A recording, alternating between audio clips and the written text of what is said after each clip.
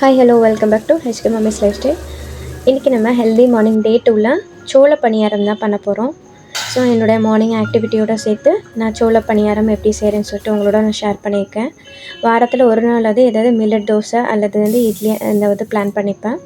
So இந்த வாரத்துக்கான millet வெரைட்டியில் சோள பணியாரம் அண்ட் சோள இட்லி, சோள தோசை எல்லாமே இதே மாவில் பண்ணிக்கலாம்.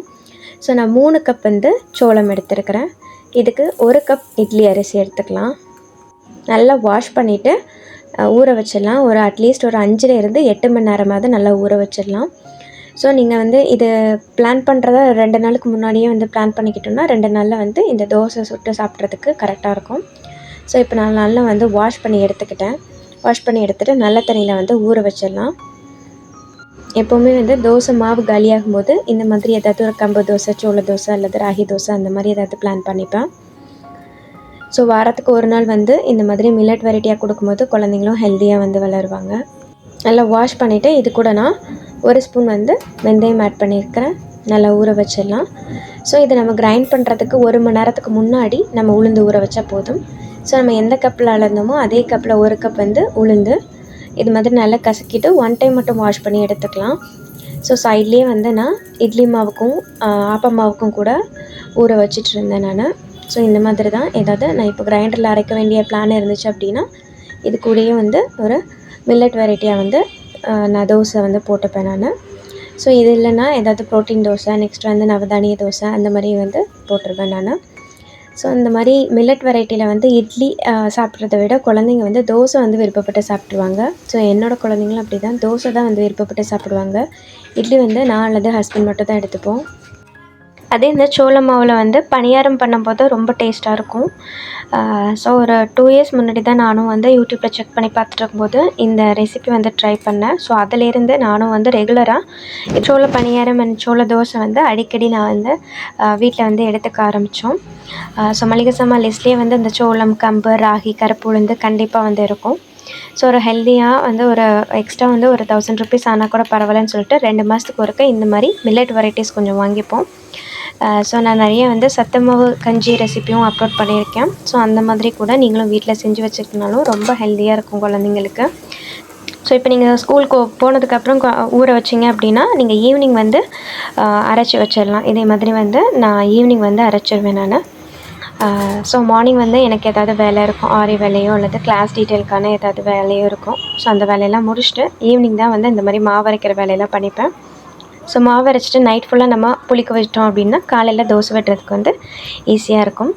இப்போ நான் மொத்த மாவில் கொஞ்சம் பணியாரத்துக்காக தனியாக எடுத்து வச்சுக்கிட்டேன். நெக்ஸ்ட்டு இருக்கிற மாவில் நம்ம தோசை அல்லது இட்லி போட்டுக்கலாம். ஏன்னா பணியார மாவில் நம்ம கொஞ்சம் வெங்காயம், கடலைப்பருப்பு எல்லாம் எண்ணெயில் வதக்கி போடுவோம். அது இன்னும் கொஞ்சம் டேஸ்ட் நல்லாயிருக்கும் சோள பணியாரத்துக்காக. ஸோ அதே பணியாரத்துலேயே அதே மாவுலேயே நீங்கள் பணியாரம் வெட்டுக்கலாம் அல்லது இட்லி கூட போட்டுக்கலாம். ஸோ இப்போ மாவு நல்லா புளிச்சிடுச்சு. ஸோ இதில் கொஞ்சம் மாவு நான் பணியாரத்துக்கும் நெக்ஸ்ட் இட்லி அல்லது தோசைக்கு நான் எடுத்து வச்சுக்கிறேன். தேவையான அளவு உப்பு போட்டு நல்லா மிக்ஸ் பண்ணிக்கோங்க. நான் 1.5 ஸ்பூன் உப்பு போட்டிருக்கேன். நல்லா மிக்ஸ் பண்ணிவிட்டு இப்போ நான் எடுத்து வச்சுக்கிறேன். ஸோ பணியாரம் நீங்கள் எப்போ பண்ணும்போதும் இதுக்கு கொஞ்சம் கடலைப்பருப்பு, கடுகெல்லாம் போட்டு தாளித்து, வெங்காயம்லாம் போட்டு தாளித்து பண்ணும்போது இன்னும் ரொம்ப சூப்பராக இருக்கும். ஸோ மாவு நல்லா திக்காக இருந்துச்சு. ஸோ நான் தேவையான கன்சிஸ்டன்சிக்கு ஏற்ற மாதிரி கொஞ்சம் தண்ணி ஊற்றி நல்லா மிக்ஸ் பண்ணிக்கிட்டேன். ஸோ நீங்கள் உப்பும் செக் பண்ணிவிட்டு தேவைப்பட்டுச்சுன்னா கொஞ்சம் ஆட் பண்ணிக்கோங்க. இப்போ தாளிப்புக்காக பேனில் நல்லெண்ணெய் அல்லது தேங்காய் எண்ணெய் உங்களுக்கு பிடிச்ச மாதிரி நீங்கள் ஆட் பண்ணிக்கலாம். அல்லது குழந்தைங்களுக்கு பிடிச்ச மாதிரி ஆட் பண்ணிவிட்டு கடுகு, உளுத்தம்பருப்பு, துவரம்பருப்பு, நெக்ஸ்ட்டு காஞ்ச மிளகா, கறிவேப்பிலை எல்லாம் கிள்ளி போட்டுக்கோங்க. நெக்ஸ்ட்டு சின்ன வெங்காயம் அல்லது பெரிய வெங்காயம் குட்டி குட்டியாக சாப் பண்ணிவிட்டு ஆட் பண்ணிவிட்டு நல்லா வதக்கி விட்டுக்கலாம். இந்த வெங்காயத்துக்கு தேவையான அளவு உப்பு மட்டும் கொஞ்சமாக போட்டு நல்லா வதக்கி எடுத்துக்கலாம். ஸோ நல்லா வதங்கினதுக்கப்புறம் இதை நம்ம மாவில் கொட்டிடலாம். ஸோ இப்போ நான் பணியாரம் சொல்லும்போது கல் நல்லா சூடாக இருக்கணும். ஸோ நெய் ஆட் பண்ணிக்கலாம் அல்லது நீங்கள் எண்ணெய் கூட ஆட் பண்ணிக்கலாம்.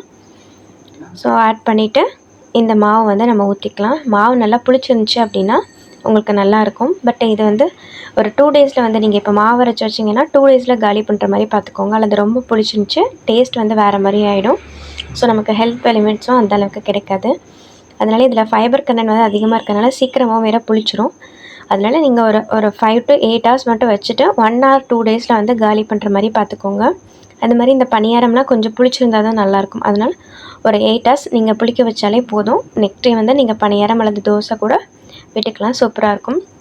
இப்போ நல்ல குழிப்பணியார கல் வந்து காஞ்சதுக்கப்புறம் நீங்கள் மாவு வந்து இதில் ஊற்றிக்கலாம். ஊற்றிட்டு நம்ம வந்து பணியாரம் அல்லது தோசை வந்து வார்த்துக்கலாம். ஸோ இதுக்கு வந்து எந்த மில்லட் வெரைட்டியாக தோசைனாலும் நீங்கள் அதுக்கு பூண்டு சட்னி அல்லது கார சட்னி வந்து சூப்பராக இருக்கும். இப்போ நான் வந்து இன்னும் கொஞ்சம் மாவு எடுத்து வச்சுருந்தேன், அது வந்து இட்லிக்காக நம்ம ஊற்றிக்கலாம். ஜஸ்ட்டு நான் இட்லினா ஒரு 2 அல்லது 3 அந்த மாதிரி தான் ஊற்றிப்பேன். ஏன்னா மில்லட்டில் வந்து இட்லி சாப்பிட்றதுக்கு வந்து கொஞ்சம் கஷ்டப்படுவாங்க குழந்தைங்களும் சரி, நமக்குமே வந்து 2 இட்லிக்கு மேலே வந்து அந்தளவுக்கு சாப்பிட பிடிக்காது. ஏன்னா அரிசி மாவுக்கே வந்து நம்ம அடாப்ட் பண்ணனால ஸோ இது வந்து கொஞ்சம் பழக தான் நமக்கு வந்து சாப்பிட்டு தோணும். அதனால் எப்படி வருதுன்னு பார்க்கறதுக்காக நான் எப்போவுமே வந்து எல்லா மில்லட்லேயும் 1 அல்லது 2 இட்லி போட்டுப்பேன். நானும் என் ஹஸ்பண்டும் ஆளுக்கு 1 அல்லது 2 அந்த மாதிரி எடுத்துப்போம். ஸோ குழந்தைங்களுக்கு வந்து கொஞ்சம் கூட வந்து மில்லட் இட்லிஸ்லாம் பிடிக்காது. ஸோ தோசை வறுத்து கொடுத்தோன்னா அந்தளவுக்கு அவங்களுக்கு டிஃப்ரென்ஸ் தெரியாது, சாப்பிட்டுடுவாங்க. ஜஸ்ட்டு நான் இன்றைக்கி 2 இட்லி மட்டும் ஊற்றிக்கிறேன். அது கூட சூப்பராக வரும். நான் உங்களுக்கு காமிக்கிறேன் பாருங்கள். நெக்ஸ்ட்டு அதே மாவுலேயே வந்து நம்ம தோசை ஊற்றிக்கலாம். தோசை குழிப்பணியாரம் வந்து ரொம்ப அருமையாக இருக்கும். நீங்கள் கண்டிப்பாக ட்ரை பண்ணி பாருங்கள். ஸோ இந்த மாதிரி வந்து வாரத்தில் ஒரு நாளாவது மில்லட் வெரைட்டியாக குழந்தைங்களுக்கு கொடுத்து பழகிக்கோங்க. ஸோ அவங்களும் சின்ன வயசுலேருந்து சாப்பிட்டு வரும்போது கண்டிப்பாக வந்து ஸ்கிப் பண்ணாமல் அடாப்ட் பண்ணிப்பாங்க. ஸோ ஒரே மாவுலேயே வந்து நம்ம இட்லி, தோசை, குழிப்பணியாரம் அந்த மாதிரி வந்து விதவிதமாக ஒவ்வொரு நாளும் வந்து செஞ்சு கொடுக்கலாம். பட் வந்து ஒரு 2 நாளுக்குள்ளே நீங்கள் காலி பண்ணுற மாதிரி பார்த்துக்கோங்க. ஸோ நான் இன்றைக்கி வந்து குழிப்பணியாரம், நெக்ஸ்ட்டு தோசை, இட்லி எல்லாமே செஞ்சாச்சு. ஸோ இந்த மாதிரி ரெசிபீஸ் வந்து உங்களுக்கு பிடிச்சிருந்துச்சி அப்படின்னா மறக்காமல் எனக்கு கமெண்ட்டில் ஷேர் பண்ணுங்கள்.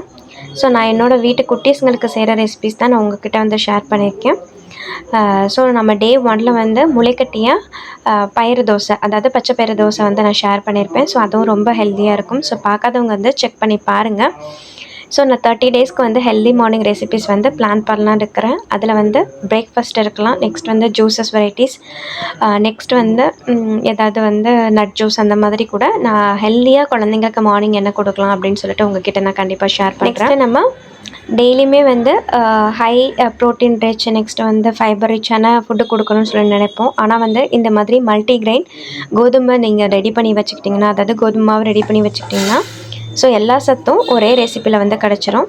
ஸோ நான் எப்போவுமே அப்படி தான் ரேஷன் கடையிலேருந்து வாங்குகிற கோதுமை அல்லது கடையிலேருந்து வாங்குகிற கோதுமையை கூடவே வந்து நான் வீட்டில் இருக்கிற தானியமும் சேர்த்து இந்த மாதிரி மல்டிகிரெயின் கோதுமை மாவு வந்து அரைச்சி வச்சுருவேன். ஸோ அதை வச்சு தான் வந்து தோசை, பூரிலாம் பண்ணுறது. ஸோ அந்த ரெசிபிஸும் உங்களோட கம்மிங் வீடியோஸில் வந்து நான் ஷேர் பண்ணுறேன். ஸோ இந்த வீடியோ உங்களுக்கு யூஸ்ஃபுல்லாக இருந்துச்சா இல்லையான்னு மறக்காமல் எனக்கு கமெண்ட்டில் ஷேர் பண்ணுங்கள். பிடிச்சிருந்துச்சுன்னா லைக் பண்ணிவிட்டு மறக்காமல் சப்ஸ்கிரைப் பண்ணிக்கோங்க. இன்னொரு வீடியோவில் பார்க்கலாம். தேங்க்ஸ் ஃபார் வாட்சிங்.